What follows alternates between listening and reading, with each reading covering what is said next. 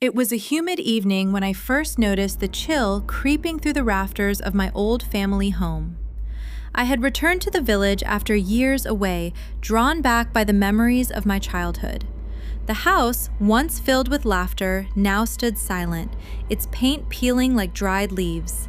I could almost feel the whispers of the past gusting through the cracked windows, beckoning me to explore the shadows of the attic, where dust motes danced in the fading light, carrying the weight of forgotten stories. As I climbed the rickety wooden stairs, each creak echoed like a mournful wail, and my heart pounded in my chest, an unwelcome reminder of the unease settling in my bones. I brushed my fingers against the cold, rough walls, feeling the years of neglect seep into my skin. The air grew thicker, heavy with the scent of mold and something else, something metallic and bitter that made my stomach twist. I hesitated at the attic door, a gnawing feeling urging me to turn back, yet curiosity pulled me forward. Inside the attic, the light barely pierced the gloom, but I could make out old trunks and broken furniture draped in sheets like ghosts. It was then that I heard it, a faint, low groan, like a whisper carried by the wind. My heart raced, and I strained to listen, the sound growing clearer, more insistent. "Help me," it seemed to plead, sending shivers down my spine. I felt rooted to the spot, caught between the desire to flee and the urge to uncover the source of the sound. I took a hesitant step forward, the old wooden floorboards protesting beneath my weight. As I approached a particularly shadowy corner, I noticed the outline of a loose panel on the ceiling. It was slightly ajar, the darkness within it beckoning me like a gaping maw. Memories flooded back, my brother Chai always talking about the neighbor who went missing years ago.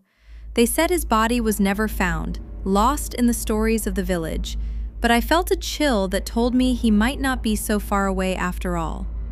I could feel the icy breath of fear against my neck as I reached up, pushing the panel aside with trembling hands. The smell that hit me was overwhelming, a rancid, nauseating stench that clawed at my throat. I peered inside, and there, huddled against the beams, was a bundle wrapped in tattered cloth. My fingers trembled as I reached out, unable to shake the feeling that I was intruding on something sacred, or perhaps unspeakably sinister.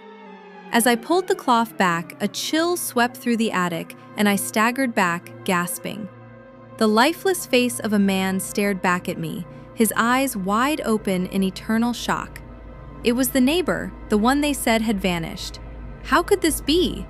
No one had ever mentioned he was dead, so close to home, hidden away like a dark secret. My heart raced, pounding against my ribs, a frantic drumbeat urging me to escape this horrible discovery. In my panic, I stumbled backward, the weight of the revelation pressing down on me like a heavy blanket. I could almost hear the whispers of the villagers, their ghostly voices echoing in my mind, recounting tales of greed and betrayal. What had happened here? Slowly, the pieces began to fit together.